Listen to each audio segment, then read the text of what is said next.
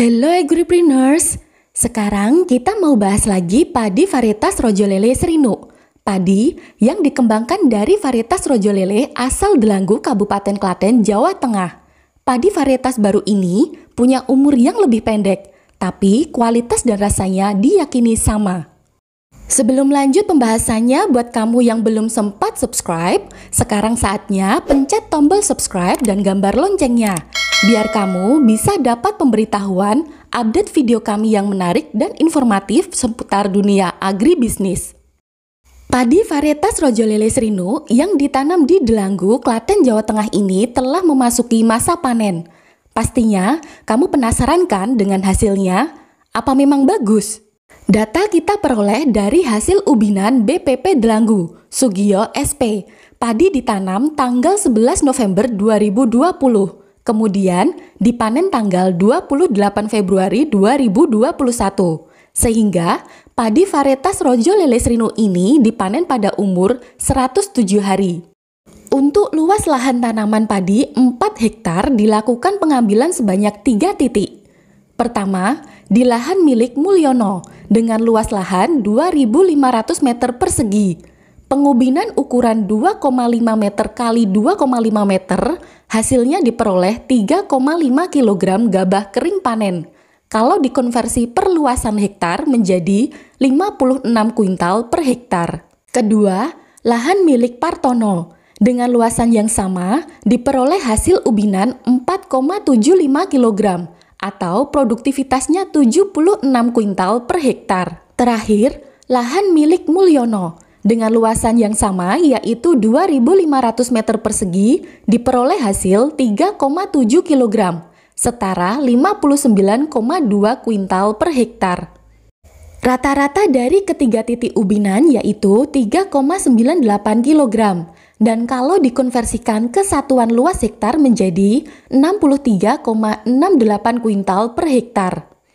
Kalau dikeringkan menjadi gabah kering giling, dengan perhitungan konversi dari gabah kering panen menjadi gabah kering giling GKG menjadi 53,09 kuintal. Setelah digiling menjadi beras premium, bisa dapat hasil 33,98 kuintal atau 3,398 ton beras. Hasil ini merupakan perhitungan konversi dari GKG ke beras. Sekarang kita lihat gimana sistem budidayanya. Penanaman padi dilakukan dengan penanaman jajar legowo 2:1. Pembuatan pola lubang tanam ini menggunakan jarak tanam 20 x 10 x 40 cm. Benih disemai terlebih dahulu sampai dengan umur 15 hari. Umur 15 hari tergolong bibit muda, sehingga sangat baik dan sesuai dengan rekomendasi. Pemberian pupuk cukup lengkap, yaitu pupuk kompos, urea, SP36, dan pupuk organik buatan sendiri. Dosis pemupukannya untuk pupuk kompos 960 kg per hektar, urea 100 kg per hektar, SP36 100 kg per hektar. Pupuk organik cair yang dibuat sendiri dilakukan dengan rutin setiap 7 hari sekali. Aplikasi pertama saat umur tanaman 21 hari setelah tanam. Dilakukan secara rutin sampai dengan tanaman umur 56 hari. Selama budidaya, ada sejumlah kendala yang dialami petani. Saat tanaman padi umur 7 hari setelah tanam, terendam genangan air sekitar sehari semalam. Perendaman banjir ini bisa menyebabkan pertumbuhan cukup terhambat. Lokasi ini juga ada hama keong. Hama keong ini cukup mengurangi populasi tanaman, terutama pada saat tanaman muda.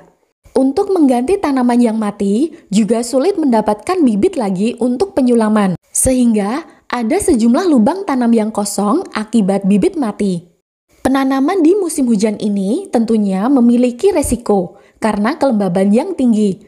Kelembaban tinggi ini bisa menyebabkan tumbuhnya penyakit yang ditimbulkan oleh jamur. Penyakit yang ditemui di lokasi pertanaman ini yaitu daun padi terkena penyakit kresek atau blas. Lahan sawah tidak bisa kering atau selalu basah selama proses budidaya. Kondisi ini juga bisa mempengaruhi pertumbuhan tanaman. Budidaya yang dilakukan oleh petani ini tidak menggunakan pestisida kimia sama sekali, sehingga diharapkan memperoleh hasil padi yang sehat. Ke depan akan menuju proses budidaya padi organik agar kualitas padi yang dihasilkan semakin premium. Padi varietas Rojo Lele Srinuk ini diawali sejak tahun 2013. Pemerintah Kabupaten Klaten meminta kepada Batan untuk memperbaiki varietas Rojo Lele yang berkembang baik dan sangat disukai masyarakat. Tapi, meski hasil panen berasnya sangat disukai, petani mulai enggan menanam padi varietas ini. Alasannya, karena varietas unggul ini punya kelemahan dibandingkan padi varietas baru yang dirakit pemulia tanaman. Salah satunya yaitu umurnya panjang. Padi varietas Rojo Lele dipanen pada umur 155 hari setelah tanam. Sangat berbeda dengan padi varietas baru yang cukup sekitar 100-an hari bisa dipanen. Selisih panennya hampir 2 bulan. Lalu, keragaan tanaman cukup tinggi. Tanaman memiliki tinggi 155 cm, hampir setinggi petaninya. Tanaman yang tinggi sangat rawan rebah, bahkan bisa rebah sebelum panen, dan juga tidak tahan terhadap hama penyakit. Menurut informasi dari Batan, dilakukan perbaikan terhadap varietas Rojo Lele menggunakan radiasi sinar gamma pada dosis 200 gray. Proses ini memakan waktu cukup lama, melalui berbagai tahapan uji yang disyaratkan oleh Kementerian Pertanian. Setelah proses riset selama 6 tahun, dihasilkan varietas baru yakni Rojo Lele Srinuk dan Rojo Lele Srinar yang lebih unggul. Keunggulan varietas baru ini yaitu umur pendek dan keragaan tanaman tidak terlalu tinggi. Kalau dibandingkan dengan induknya, perubahannya signifikan. Umur tanaman dari 155 hari menjadi kurang dari 120 hari. Bahkan di pertanaman ini hanya 107 hari setelah tanam. Habitus tanaman juga menjadi lebih pendek, hanya 105 cm. Tidak jauh beda dengan padi varietas unggul lainnya. Dengan tinggi ini, tanaman tidak mudah rebah. Keunggulan lain ada pada ketahanan terhadap hama dan penyakit. Tidak seperti indukannya yang hanya 7 ton per hektar, produksi Rojo Lele baru ini potensinya bisa mencapai 9 ton per hektar. Angka ini memang menjadi syarat untuk pelepasan varietas unggul baru, kecuali varietas yang memiliki keunggulan spesifik diperbolehkan punya potensi produksi lebih rendah. Keunggulan utama, mutu beras, rasa, dan aroma tetap dipertahankan, bahkan diyakini lebih baik dari induknya. Penamaan Rojo Lele sudah kita bahas di video sebelumnya ya. Untuk penamaan Srinuk berasal dari kata Sri yaitu Dewi Padi, dan Inu berarti enak sekali, atau bisa diartikan Srinuk adalah inovasi nuklir Klaten.